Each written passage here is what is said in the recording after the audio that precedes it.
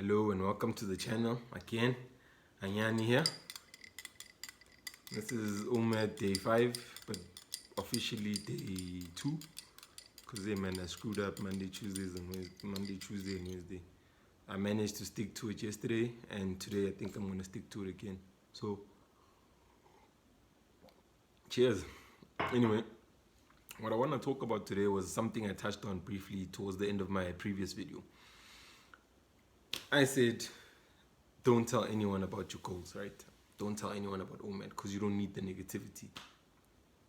Yes, true, I did say that.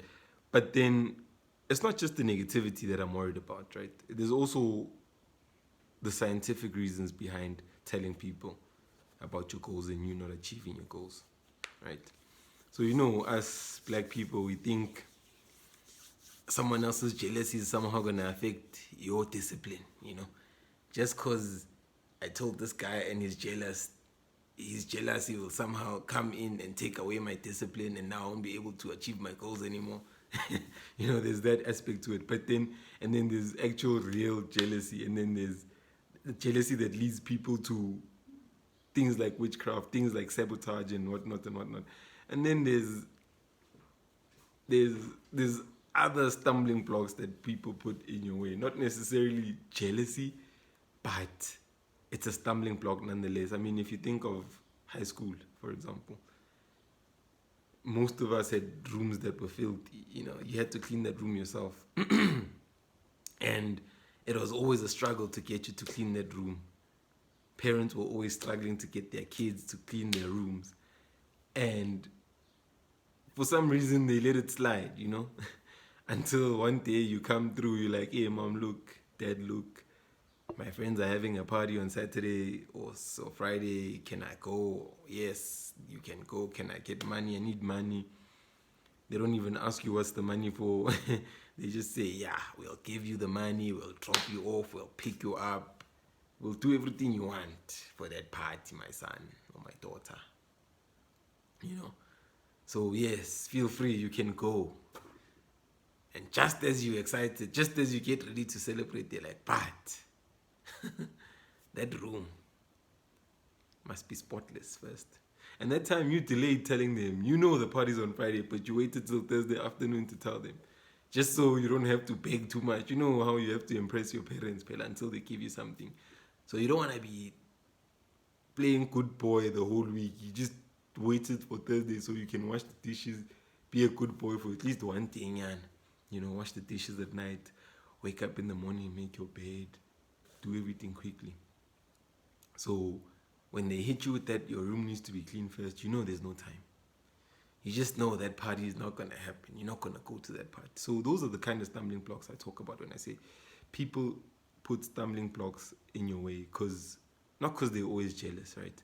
There's a lot of jealousy, but sometimes they don't notice it, and sometimes it's a way of getting something out of you, something they've always wanted to get out of you, It's a reaction maybe, or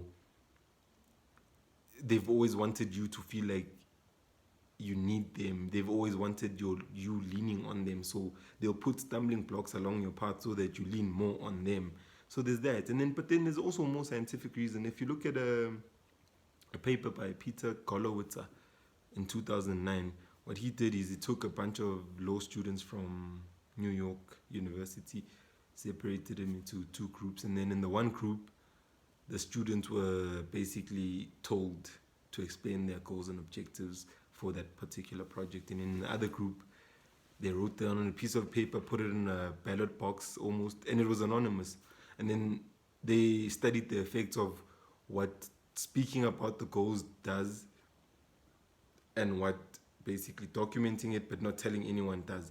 They studied the effects of those two. What they realized is that the group that spoke about their goals was less motivated to achieve those goals. So what happens there is the moment you speak about your goals, right? The moment you speak about your plans and objectives, it's a reward system. Your mind automatically recognizes that as a reward. It's like, okay, we're talking about it. That means we're halfway there, or we've achieved it, or it rewards you. And then when the person you tell now, let's say you reward yourself first by telling people, saying, look, I'm on OMAD, I've already lost 1 kilogram, I'm hoping to lose 10 kilograms in the space of 3 months. Your brain rewards yourself, motivation decreases. And then the people you tell also respond to you positively. They're like, hey, that's good for you. Can't wait to see the improvements, can't wait to see the differences. That's more what? That's more rewards, that's more dopamine being released subconsciously. And the motivation decreases even further. So but read through the paper for yourself and see what the control measures were. But the gist of it is, the more you talk about your goals and plans, the less motivated you are to do it. That's it.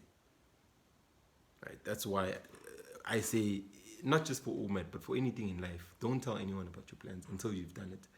Because there's also this thing, you don't want to have to feel like you disappointed people, you know.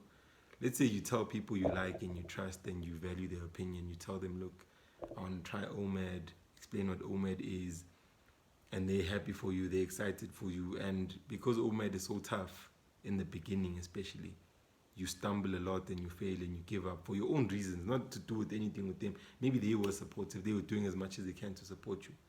But for your own reasons, you suffered and you gave up. And now you don't want to get up again, your confidence is low, you feel like you've already disappointed this person. And yeah, it's just awkward, so you just give up altogether. Or you go tell another person the same thing happens, you fall, you give up, you quit. Now you got 5 people in general that you've told, and they're all thinking, you're always saying the same thing. Now the negativity comes in. But also you don't want to feel like you're disappointing people. So those are the reasons why I feel keep your mouth shut when it comes to your goal objectives, weight loss objectives, anything in life. Just keep it shut, achieve the goals, and then talk. I mean, this is exactly why married guys never tell their wives they want to buy a car. They just pull up with the car like, surprise. Because you know, if you tell her, she'll remind you, we said we need to get a new fridge, or we said we're going to buy new couches or new curtains or whatever, electricity, nappies, etc., etc., etc. There'll always be a reason why you can't do what you want to do at that time. So that's why, if you want the GTI, if you really want the GTI, my man, you know what to do. You know what to do. You know what to do. Anyway, don't do that, but do it. Because you'll never do it if you consult with people. That's generally the idea I was trying to push with OMAD. Is that when you want to do something, you should be the sole decider. Don't wait for people's voices of approval or disapproval to motivate you. Don't want to prove a point to people. Don't want to impress people. Don't do any of that. And that's what's going to happen the moment you open your mouth and you talk about your goals. You're going to feel the need to disprove all the people who say you can't do it. Or you're going to feel the need to prove to the people that you can do it. It's just going to be too much stress and too much focus, too much energy that you will not have. If you're an OMAD, you won't have that energy. You know, your energy is going to be focused on important things during that time until you adapt to it and adjust to it. So in the meantime, just keep it here. Keep it quiet, keep it moving,